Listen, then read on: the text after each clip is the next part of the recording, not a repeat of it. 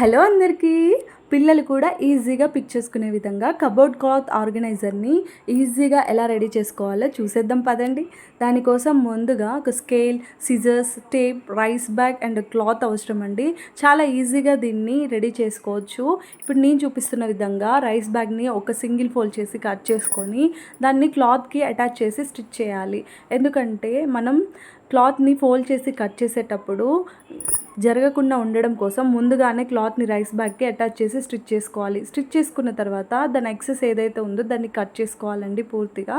ఇలా నేను చూపిస్తున్న విధంగా కట్ చేసుకొని నీట్గా ఫోల్డ్ చేసుకొని 3 ఇంచెస్ 3 ఇంచెస్ మార్క్ చేసుకొని 2 సైడ్స్ కూడా 3 ఇంచెస్ 3 ఇంచెస్ మార్క్ చేసుకొని కట్ చేసుకోవాలి. ఆర్గనైజర్ పెద్దదిగా ఉండాలి, ఎక్కువ క్లాత్స్ పెట్టాలి అనుకున్నప్పుడు దాన్ని ఇంక్రీజ్ చేసుకోవచ్చండి. ఇంక్రీజ్ చేసుకొని 4 ఇంచెస్ 4 ఇంచెస్ కూడా పెట్టుకొని కట్ చేసుకోవచ్చు. అండ్ దాన్ని 2 సైడ్స్ కూడా ఇలా నీట్గా నేను చూపిస్తున్న విధంగా ఫోల్డ్ చేసుకొని స్టిచ్ చేసుకోవాలి. అండ్ 2 సైడ్స్ కూడా నీట్గా ఫినిష్ చేసుకోవాలి.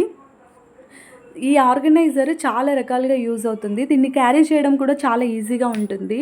చాలా తక్కువ స్పేస్ ఆక్యుపై చేస్తుంది. చాలా తక్కువ స్పేస్లో ఎక్కువ క్లాత్స్ని మనం సెట్ చేసుకోవచ్చు. పిల్లలు కూడా ఈజీగా ఏది కావాలంటే అది పిక్ చేసుకోవడం చాలా ఈజీగా ఉంటుంది.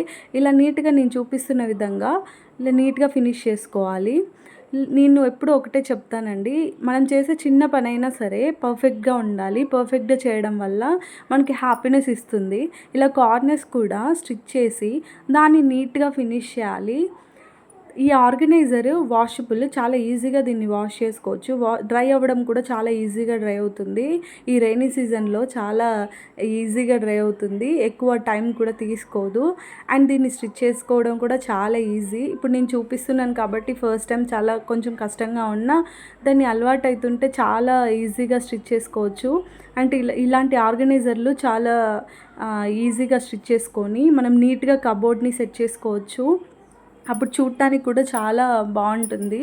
అండ్ ఇలా నీట్గా ఫోల్డ్ చేసి స్టిచ్ చేసుకున్న తర్వాత మనం క్యారీ చేయడం కోసం ఒక బ్యాగ్ లాగా క్యారీ చేయడం కోసం దానికి ఒక స్ట్రిప్ అటాచ్ చేయాలి.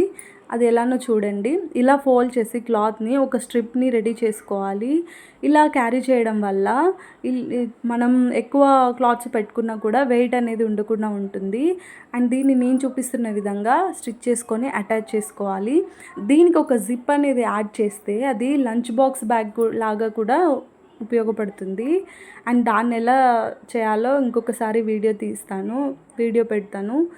సో మీకు ఎలా అనిపించింది ఇలాంటి ఆర్గనైజర్? ఇలాంటి వీడియోస్ మరెన్నో కావాలంటే సబ్స్క్రైబ్ మై ఛానల్.